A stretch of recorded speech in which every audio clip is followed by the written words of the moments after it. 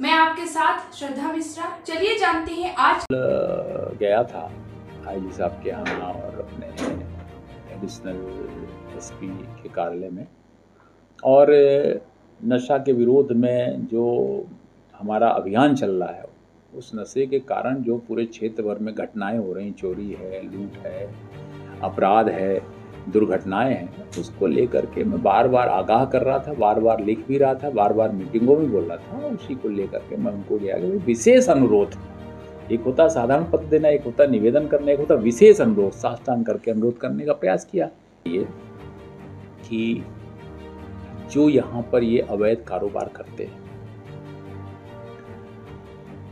किसी न किसी के दम से कर रहे हैं। सरकार, हमारा नशा के विरोध में अभियान चल रहा है, प्रदेश सरकार, हमारे मुख्यमंत्री, हमारे मंत्री, हमारे सांसद, हमारे हम स्वयं इसका विरोध कर रहे हैं। सरकारें नशा के विरोध में अभियान चलाई हुई है, तो सामने वाले को किसी ना किसी का तो संरक्षण चाहिए, क्योंकि वो बंद नहीं करना चाहता अपराधी को, उसकी आय का जरिया है, उससे समाज से कोई मतलब नहीं, उससे दुर्घटना से कोई मतलब नहीं, उस अपराध से कोई मतलब नहीं, उसकी मृत्यु से कोई मतलब, किसी घर बर्बाद होने से उसको मतलब नहीं, तो उसको संरक्षण चाहिए। और उस संरक्षण के लिए उसने आसान सा तरीका निकाले कि अब जब कोई लीडर, कोई सरकार सहयोग नहीं कर रही है तो फिर उन्होंने वरिष्ठ अधिकारी को पकड़ना शुरू किया। इसमें आईजी सामने आए। आईजी का नाम केवल इसलिए आ रहा है क्योंकि वो लोग आईजी का नाम लेते, कोई मैं नहीं ले रहा। ये लोग अपराध करने वाले, अवैध गोरेक्स गांजा करने वाले लोग खुलेआम बोलते हैं कि भाई मेरी भी आईजी से बात हो गई, नहीं छोड़ो मैं आईजी साहब से बात हो गई। ये सब क्या है? अगर खुलेआम किसी का नाम अपराधी के मुंह से लिया जाएगा तो स्वाभाविक है उनका नाम आएगा। एडिशनल एसपी का खुल करके नाम आ रहा। आज भी वो बोलते थे मैं अपराधियों के साथ बैठा ना, 10 मुकदमे जिसके ऊपर हैं और उसके ऊपर गांजे और इसके अवैध कारोबार का आरोप है, उसकी फोटो आज वायरल हो गई ना। आखिर जनता के बीच में कोई चीज छिप नहीं सकती, इसलिए उनका नाम लिया गया है। और ये बात सही है कि किसी न किसी के संरक्षण के बिना क्षेत्र में किसी प्रकार का अपराध हो नहीं सकता। देखिए एक चीज बताइए, लोग कहते हैं कि विधायक निकलेंगे अंधेरे में मारेंगे। ठीक है, ये हवा है, मेरे से व्यक्तिगत तौर से किसी ने नहीं बोला, पर 3 बार मेरे ऊपर हमला हो चुका है। मेरे ऊपर विधायक बनने के बाद 3 बार हमले हुए हैं। ये विकास यात्रा में हमला हुआ, पथराव हुआ, गाड़ी में हमला हुआ, मेरे घर के सामने पी करके लोग बाग आकर के और मारपीट की धमकी देके चले गए। मेरा कहने का मतलब ये हमले, ये जो हो रहे हैं, तो क्या वो मेरे को बता करके आएगा कितने बजे, इतने तारीख को फला लोग मारेंगे, पथराव करेंगे?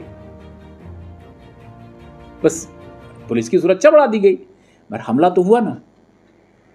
जिन लोगों को ये शंका है कि मेरा धंधा बंद हो रहा है, अवैध कारोबार बंद हो रहा है, मेरा अवैध आय का जरिया बंद हो रहा है, वो किसी को नहीं छोड़ते। और इसलिए मैं बोल रहा हूं कि एक गांव है जहां पर पुलिस के 13 कर्मचारी 3 गाड़ियों के साथ एक अवैध नशे के उसमें रेड मारने गए थे, और उसमें रेड मारा, उसमें उनको सामग्री मिली, और इसके बाद उनके ऊपर हमला हुआ पुलिस वालों के ऊपर। 4 पुलिस वाले गंभीर रूप से घायल हुए, एक आदमी का भी ऑपरेशन हुआ, अभी तक अस्पताल में है। आपको मालूम है कि नहीं मालूम? और अगर जब इतनी बड़ी घटना पुलिस वालों के ऊपर कर सकते हैं, 13 पुलिस वाले, तो मेरे साथ तो एक तो गनमैन चलता केवल एक। क्योंकि जब हमारी सरकार से उन लोगों को समर्थन नहीं मिल रहा है तो उन्होंने किसको पकड़ा?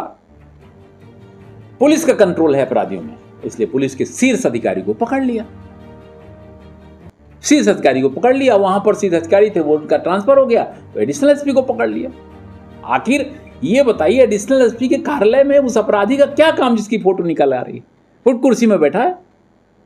जिस अपराधी को जेल में होना चाहिए, जिसके ऊपर 11 मुकदमे हैं, वो कुर्सी में बैठे क्या कर रहा है?